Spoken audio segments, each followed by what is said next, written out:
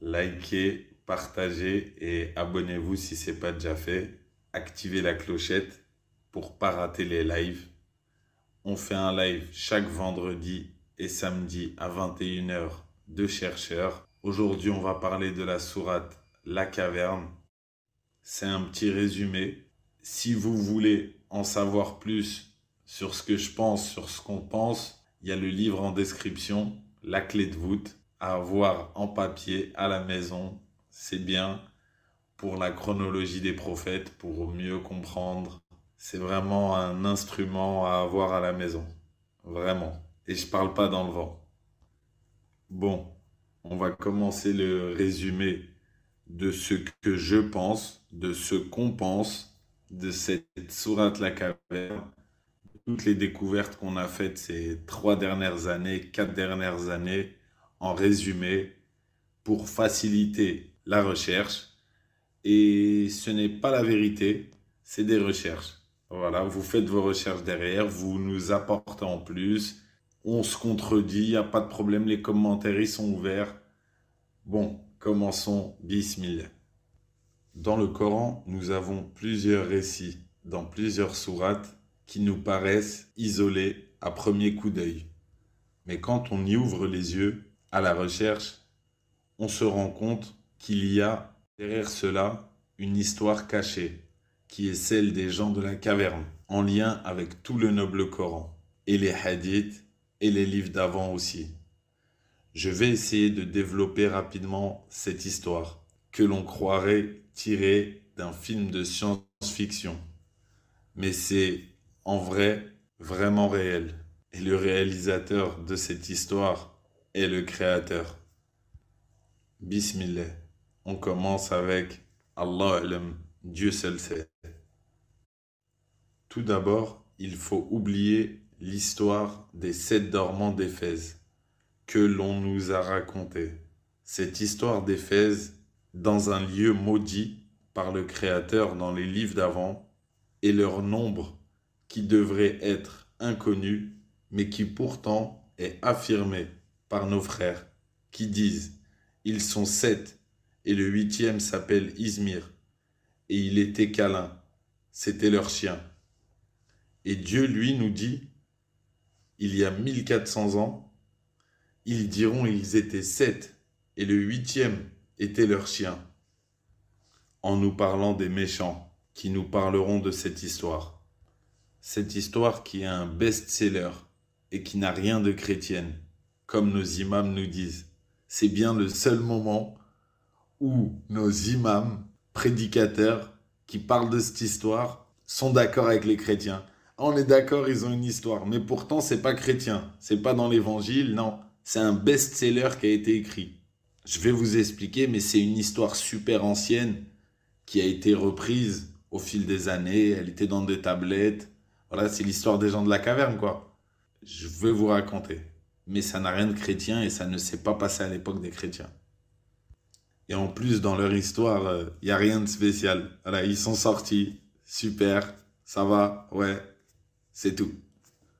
On n'a rien derrière, on n'a pas... Ça ne nous aide pas contre le gel, ça... Non, rien, c'est tout. Bon, la sourate La Caverne nous indique d'entrer dans les 10 premiers versets protecteurs contre le dégel, d'après plusieurs hadiths, que cette histoire est faite pour que quelqu'un alerte un peuple qui dit que Dieu s'est attribué un enfant. Et ce peuple, comme ce personnage qui doit les alerter, sont cités au singulier.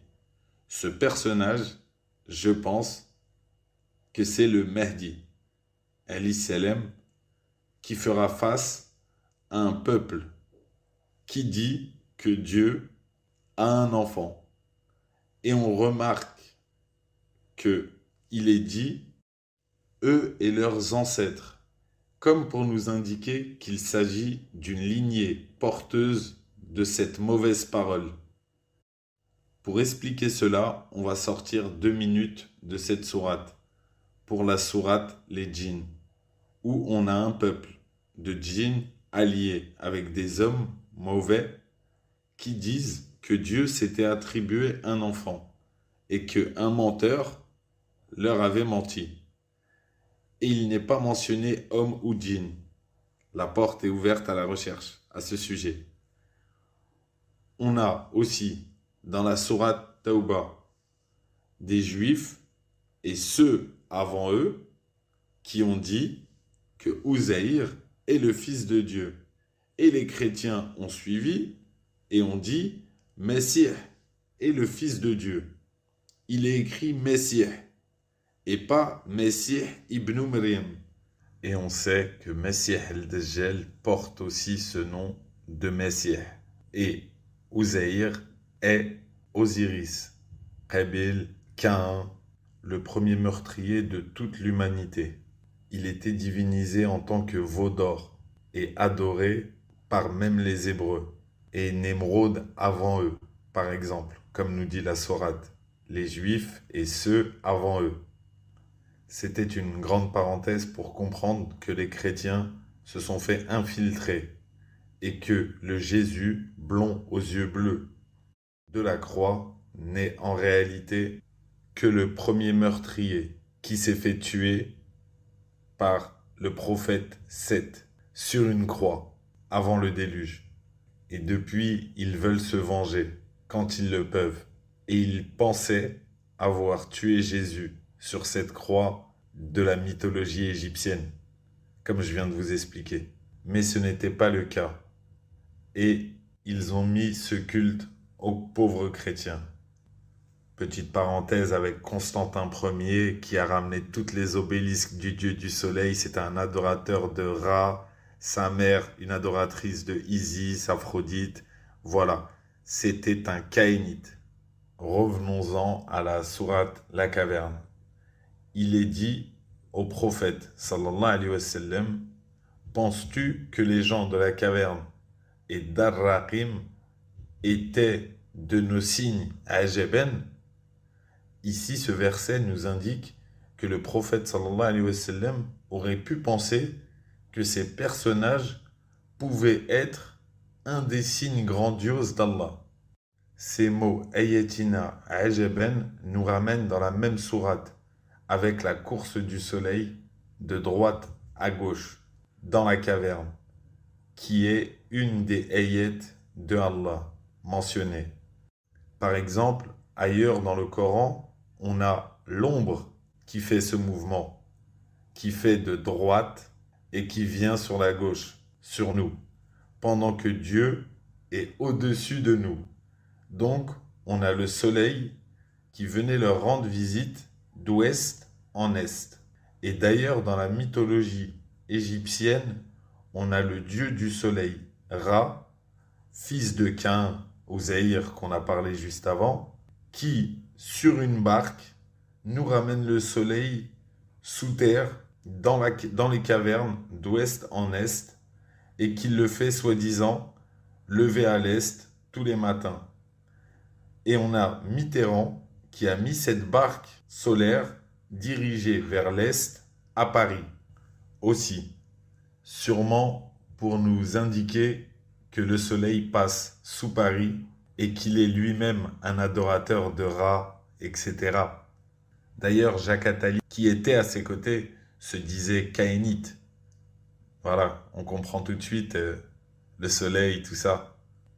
Et à ceux qui disent et qui pensent que la mythologie n'est que mythomanie, je voulais qu'ils sachent que le soleil, d'après les hadiths, est sur une barque, et la lune aussi, dans le Coran aussi.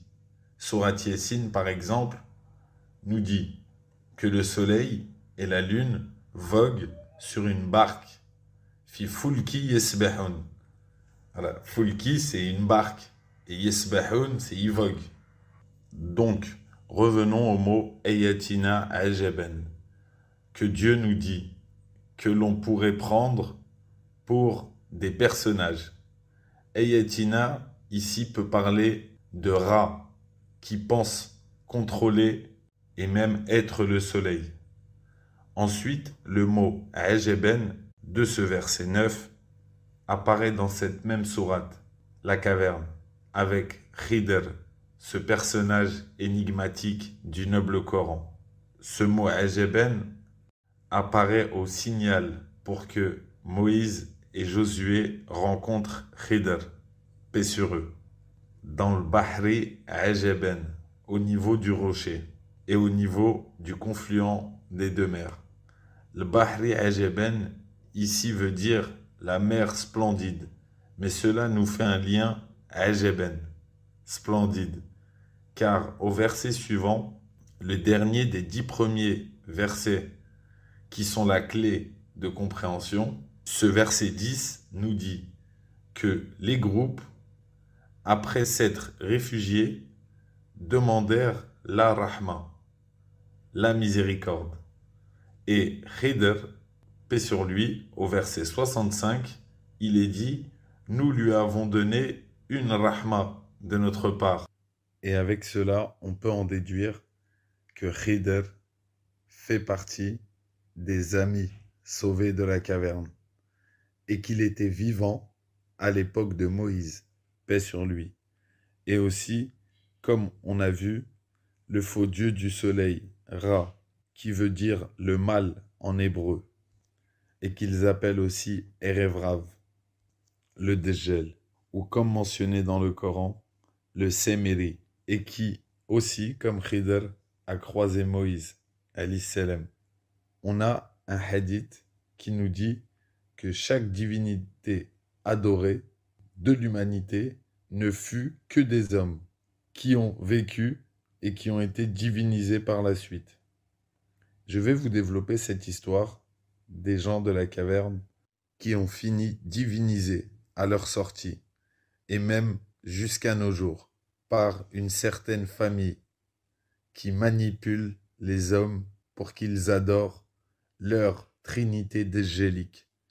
Le père Caïn, la mère Isis et le fils Ra, qui est le Djel et qui est borgne. Ce personnage machiavélique leur a dit qu'il était le fils de Dieu, car son père Caïn était Dieu, dans sa tête seulement bien sûr. Il est né avant le déluge, et Dieu lui avait fait miséricorde en le sauvant dans la caverne, pendant le déluge, avec les gens de la caverne. Bon, commençons avec l'histoire de la caverne à son commencement. Ève, notre mère, à tous, a accouché de Caïn et de Isis dans cette caverne, possiblement. Dans la Genèse, son premier accouchement fut dans une caverne, à l'ouest du jardin et du Jourdain actuel, donc vers l'Égypte actuelle. Caïn naquit et je vous raconte son histoire en rapide. Il tua son frère, Abel le juste, pour se marier avec Isis, qui était à la base destinée à Abel. Caïn fut expulsé par Dieu et il se maria avec sa sœur jumelle. Ce couple incestueux eut plusieurs enfants, d'où sortira par exemple la mauvaise femme de Noé, Naama, qui est la mère de Cham, le maudit. Édem aussi à cette période eut plusieurs enfants, des faux jumeaux, mais aucun comme Abel. Et 170 ans plus tard, Dieu donna à Édem et Ève le prophète Seth, qui était revêtu du manteau et qui devint calife à la place de Édem, alayhi salam. Sur la lignée de Seth, on aura Idris et Noé, paix sur eux par exemple. Dieu avait dit dans la Genèse que si quelqu'un tuait Caïn, Caïn sera vengé 7 fois. Et on a le prophète Seth qui, après avoir grandi, tua Caïn. Et comme je vous avais expliqué tout à l'heure, il l'avait mis sur une croix. Isis prie à Dieu et elle dit qu'elle voulait le même que le père Caïn pour pouvoir se venger 7 fois, comme le contrat l'avait dit. Dieu lui fit cette faveur en lui envoyant les 2 anges, Harut et Marut, à Babylone. Et cette scène est mentionnée dans un verset du Coran. Ils lui apprirent comment ressusciter son mari, et cette sorcellerie apprise sert toujours aujourd'hui avec le nœud de Isis, ce fil que l'on retrouve partout, dans tous les sortilèges, et même au poignet des kabbalistes. Et ceci est cité clairement dans le Coran, avec Nefet Etif el Arqad, celle qui souffle sur des nœuds.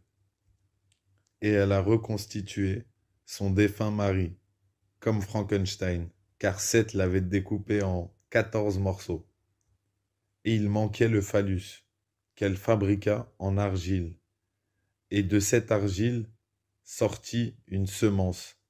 Rappelez-vous bien, argile, ensuite semence. On va y revenir. Ra-Horus naquit, et elle le fit grandir dans la forêt, caché de Seth. Et il tua Seth pendant un combat, et il perdut son œil pendant ce même combat. Et c'est pour cela qu'il s'appelle aujourd'hui le borgne. Et de par son contrat, il doit encore se venger 6 fois. Le monde antédiluvien, avec ce calife le mauvais, en hébreu, Ra, commence à sombrer. Et dans le Coran, Noé dit à Dieu, ils ont suivi celui au singulier, et ça ne peut être que ce personnage. Dieu décide de faire le déluge et de sauver ce qui doit être sauvé de la création. D'un côté, l'arche de Noé, histoire que l'on connaît tous. À part que Cham, le fils de Naama et d'un Caïnite, né d'un adultère, monte aussi dans l'arche, car Dieu est miséricordieux. Il l'a laissé lui et ses descendants comme épreuve. On a aussi dans Sourate Yassine un verset qui confirme cela, qui dit « Et nous transportâmes leur descendance sur le bateau chargé ». Et là, ça parle clairement de cette lignée maudite. Et on va voir ça aussi dans un verset qui nous intéresse pour le sujet de la caverne. Nous allons parler maintenant du contraire du Dégel, qui est né en même temps, en parallèle, qui est Melchisédek, né miraculeusement d'une vieille dame, la femme du frère de Noé, qui s'appelle Ner, sans qu'il ne l'ait touché, comme un peu la naissance de Jésus, alayhi salam. Jésus qui d'ailleurs a beaucoup cité Melchisédek dans les évangiles. Il était sorti seul du ventre de sa mère décédée, et il glorifiait Dieu en levant le doigt, peu de temps avant le déluge. Il est écrit que Ner et Noé s'occupèrent de lui comme leur enfant.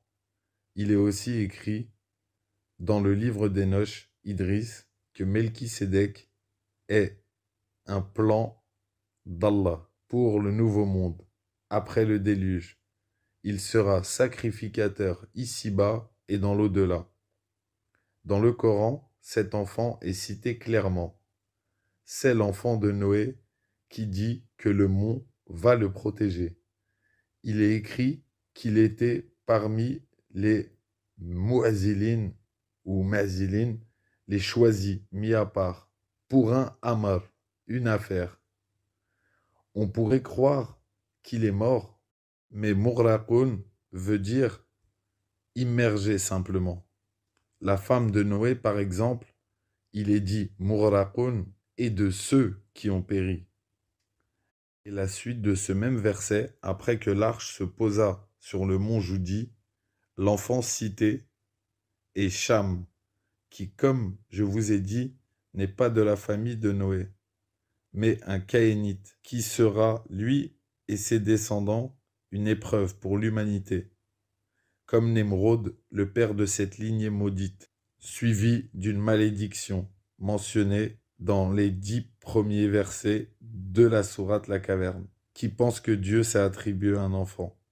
Le mot « muazilin » du verset de l'enfant du mont, de la colline, que les vagues s'interposèrent entre lui et Noé, se retrouve dans la sourate La Caverne, où il est dit « Quand vous vous serez séparés de eux et de ce qu'ils adorent, dirigez-vous vers la caverne ».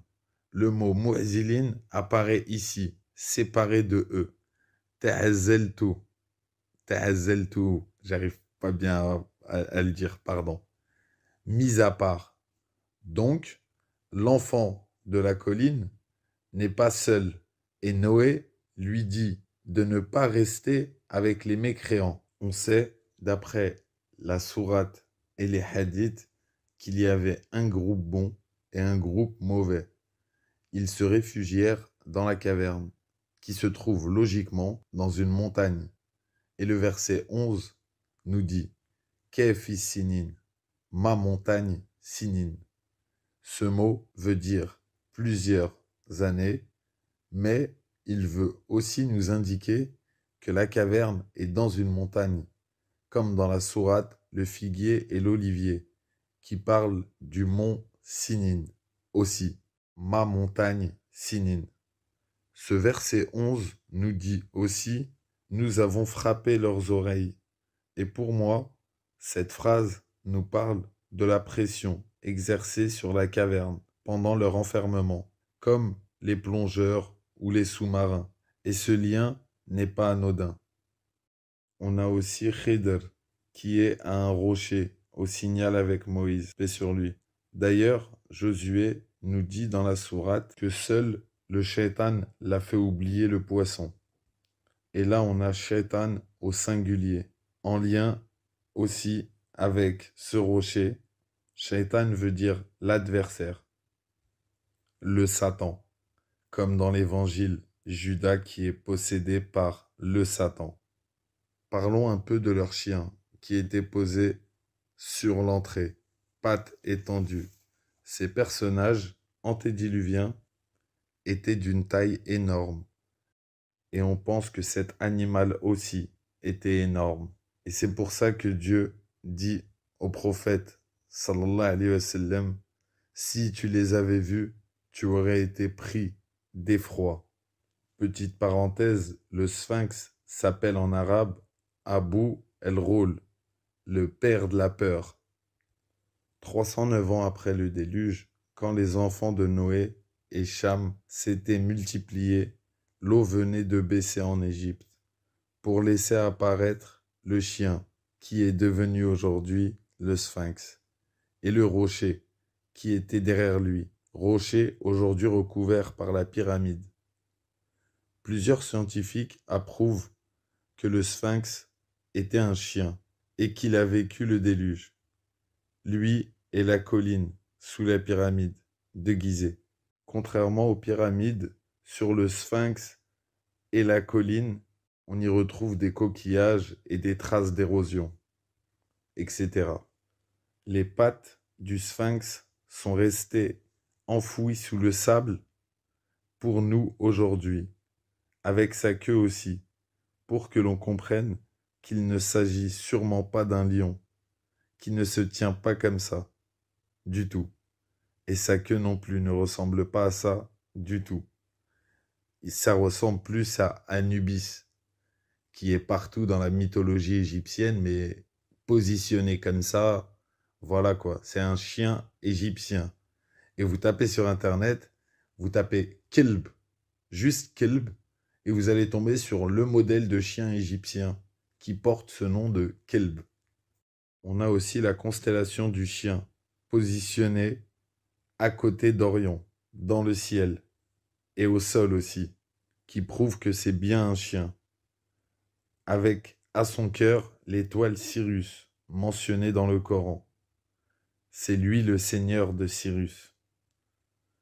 On a le soleil qui venait leur rendre visite aussi, et cela est représenté par la barque du soleil aiguisée, droit pointé vers celle de Mitterrand, construite à Paris récemment.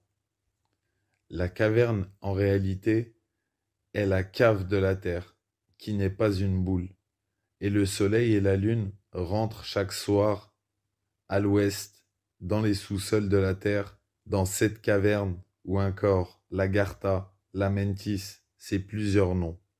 Et le soleil se pose au centre, en bas. Et Allah lui dit de repartir, se lever à l'est.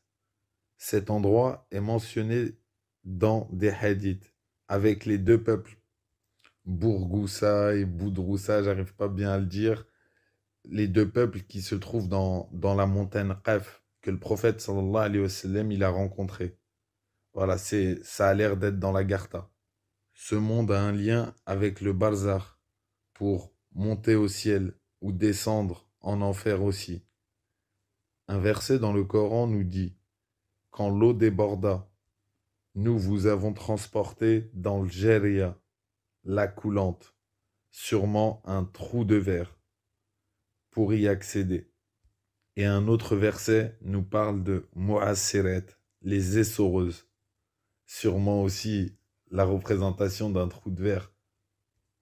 Dans la sourate La Caverne, à leur sortie, on a Dieu qui veut savoir lequel des deux groupes serait calculé le temps.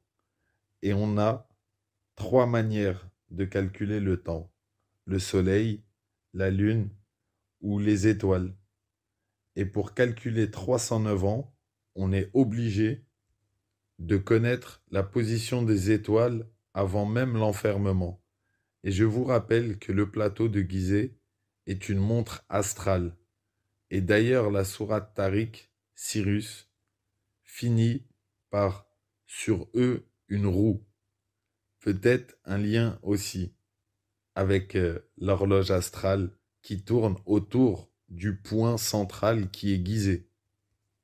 Quand ils sont sortis, le meilleur des deux groupes dit d'aller chercher à manger avec leur papier de l'autre groupe que voici. Et là, on a la preuve que c'était bien une civilisation avancée et tellement dépravée que, comme nous, ils ont subi le dollar avant leur enfermement et ce gros cataclysme. Et Dieu dit juste après: et c'est ainsi que nous fîmes qu'ils furent découverts. Et normalement, comme il est dit dans le verset, ils doivent se faire lapider ou retourner à leur religion idolâtre. Et bizarrement, les deux groupes se retrouvent à discuter et à dire qu'ils construiraient pour eux des constructions. Et le verset ensuite dit: ceux qui l'emportèrent dans le Hamar, le mot qu'on avait vu avec le fils de Noé de la colline, dire: construisons pour eux ou sur eux des mosquées.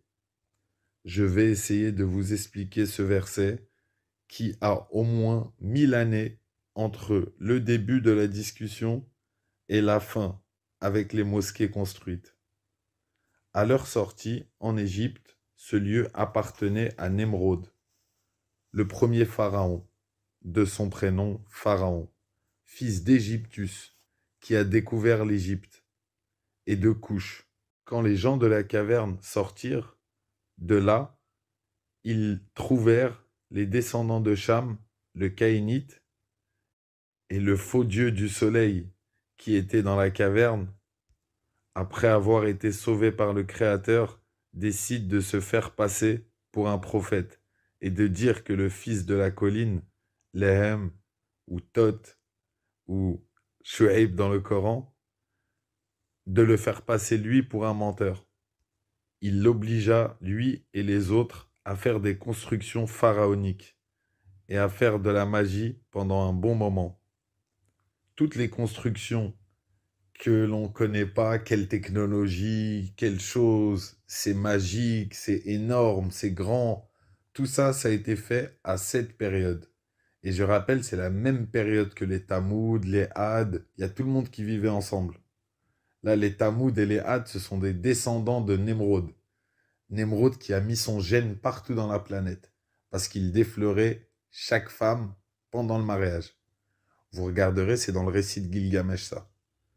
Et ce que je vous ai dit pour le premier pharaon qui est Nemrod, c'est dans les parchemins d'Abraham, paix sur lui. Et il y a un lien aussi avec les francs-maçons, qui Nemrod est le premier franc-maçon.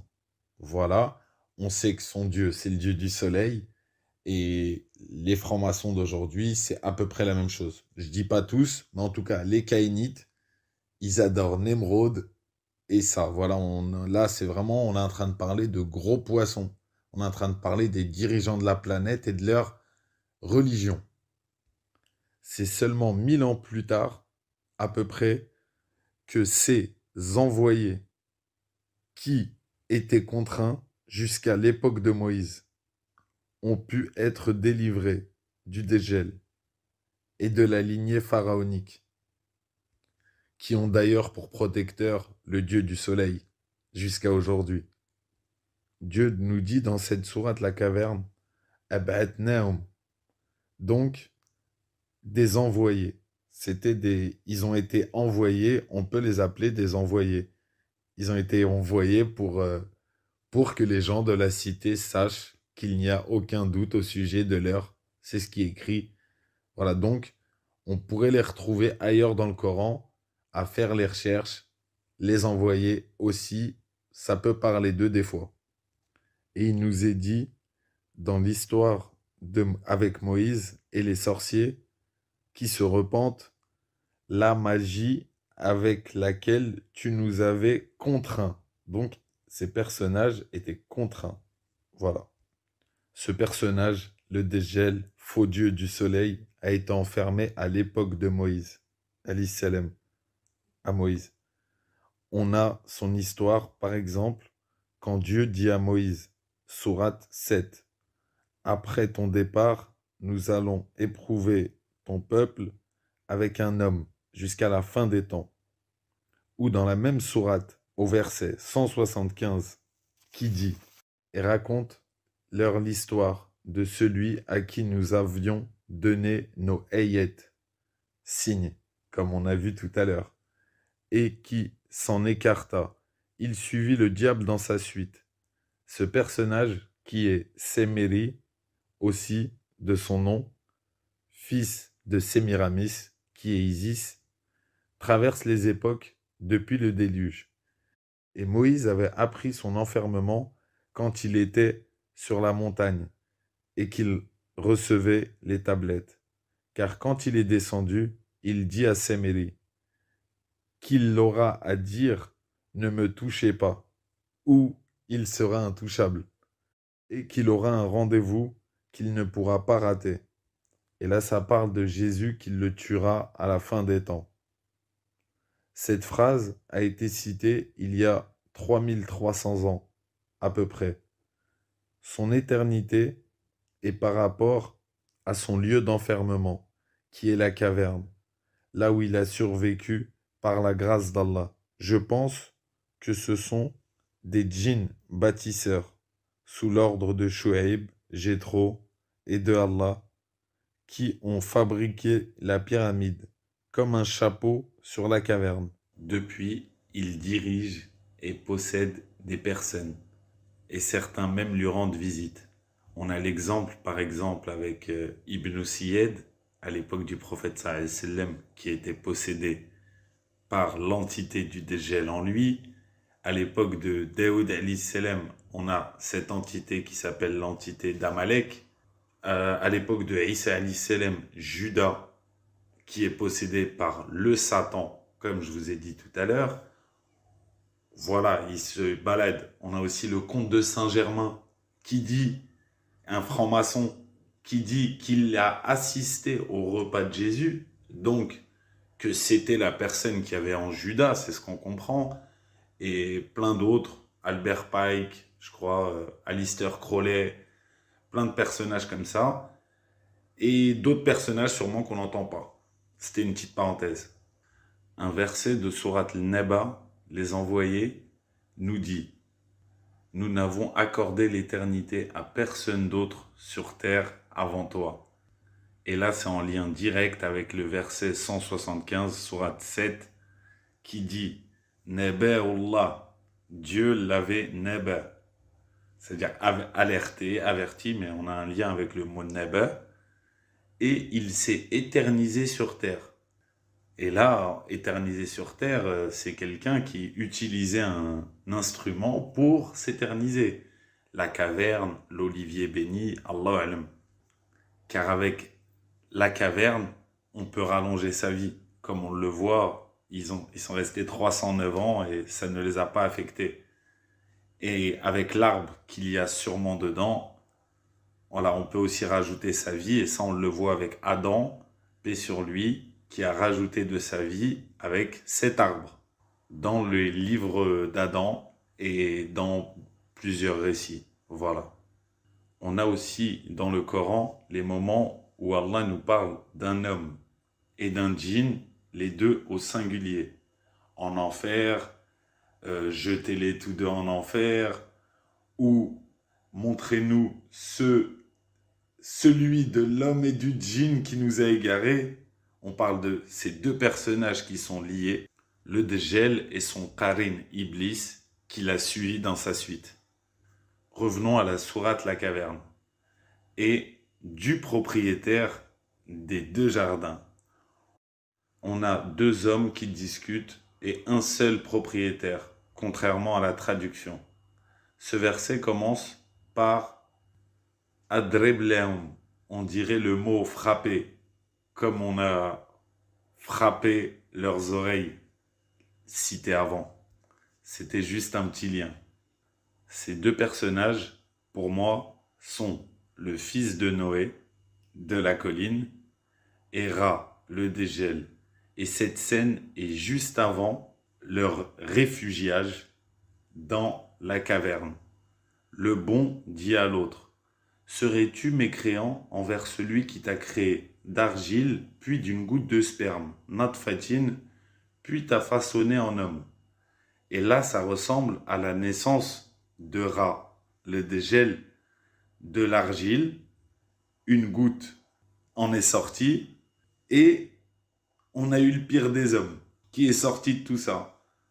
Dans la même sourate La Caverne, Dieu dit qu'il nous a créés d'une natfatin, d'une goutte de sperme. Donc, il n'est pas pareil que nous. Lui, c'est bizarre, c'est un petit lien. Voilà, Allah alam. Ces deux jardins et ces deux personnages sont en lien direct avec la même histoire, d'une vue différente, vision différente. Dans la sourate 68, la plume, qui commence par Nun. Nun, qui possiblement, d'après nos recherches, est la plus grande divinité égyptienne, qui est l'océan, l'eau primordiale, qui a tout créé, genre, dans leur mythomanie égyptienne. Mais Dieu nous dit dans le Coran, il a tout créé avec l'eau. Donc leur mythomanie est prise sur des vrais... Elle s'est branchée à une vraie prise, au fait. Sûrement un lien avec le confluent des deux mers que l'on a vu et l'eau qui est de l'encre à la fin de la sourate La Caverne, dans les 10 derniers versets, qui sont aussi là pour nous protéger de cette fitna du dégel. Elle nous parle aussi de cette lignée maudite et de ce menteur et des amis du jardin de Dieu, El Jannati, quand ils voulaient ne pas nourrir les pauvres et que leur jardin fut détruit. On voit que le groupe se repent et qu'ils disent vouloir se rapprocher de leur Seigneur. Ensuite, tel fut le châtiment, et le châtiment de l'au-delà est plus grand encore. Et là, ça fait penser au déluge, comme dans la caverne, et que ce groupe s'est repenti après avoir tout perdu. Pour l'histoire de leur sortie dans le Coran, on la trouve avec, par exemple, Shu'aib et le peuple de El-Aqia. Car Shu'aib a vécu plusieurs cataclysmes dans le Coran, à plusieurs périodes. Il était proche d'Ibrahim alayhi salam, aussi de Moussa alayhi salam, alors qu'on a 700 ans d'écart entre les deux. Voilà. Ensuite, la sourate, la caverne, nous parle de Iblis et de l'arbre avec Adam et Ève. Cet arbre en lien avec le dégel, comme je vous ai expliqué. Et ça nous dit que certains ont pris ses descendants comme divinités. Et on ne parle sûrement que des descendants de Éden. Car, comme je vous l'ai dit, il y a un hadith qui dit que seuls des hommes ont été divinisés. Et ce n'est pas l'intérêt d'Iblis qui connaît très bien la vérité. Ensuite, dans cette sourate, on a Khidr, que l'on a développé un peu déjà. Tout d'abord, le premier élément est le poisson qui reprend vie et suit son cours dans le Bahri Ajaban. On sait aussi, d'après des récits prophétiques, que Khidr a un lien avec la fontaine de jouvence. À cet endroit, on a aussi un rocher qui, pour moi, est le sommet de la montagne où se trouve la caverne, où s'était réfugié l'enfant de Noé. Et cet événement, cette rencontre entre Moïse et Khidr, s'est produit avant la pyramide et l'enfermement, car Josué ibn Nun, le valet, était encore jeune à cette époque. On a aussi le bateau qui, comme le poisson, prend son cours dans de l'eau. L'eau qui rentre dans le bateau.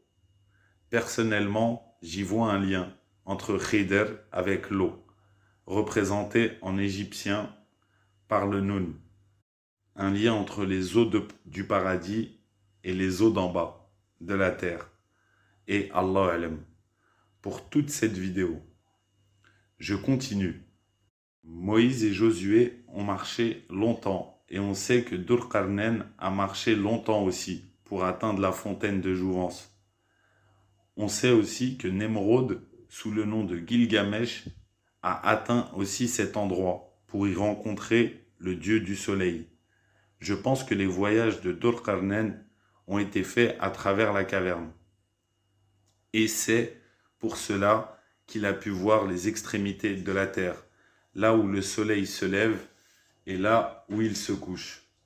On remarque aussi que si Dhul-Qarnayn est Alexandre le Grand, eh bien les batailles qu'il a réalisées, ils ont été faits par rapport à des endroits où il y a des portes.